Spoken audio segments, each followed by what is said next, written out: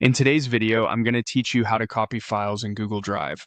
By the end, you'll know how to duplicate one or many files and place those copies exactly where you want, all inside the web version of Drive.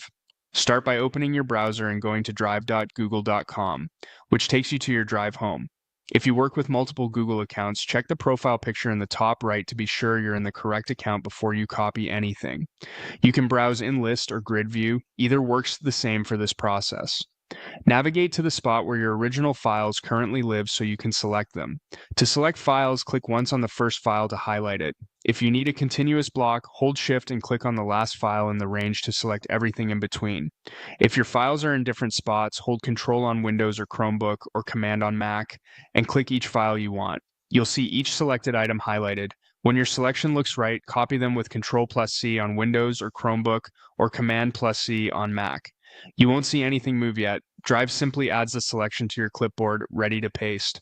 If you change your mind, click in a blank area to clear the selection and start over. Now open the folder where you want the duplicates to live.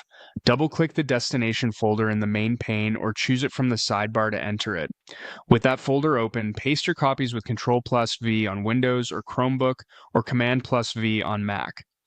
Drive will create duplicates there without affecting your originals. For Google Docs, Sheets, and Slides, you'll typically see the title begin with copy of, which makes them easy to spot. For uploaded files like PDFs or images, you'll see a new file with the same content appear in this folder. Watch the status pop up in the bottom corner for progress if you're pasting a large selection.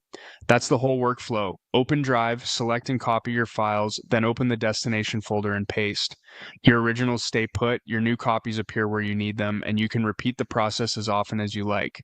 If you're experimenting, try it first with sample files so you can see exactly how your copies are named in your drive. Thanks for watching, and let's get those files organized.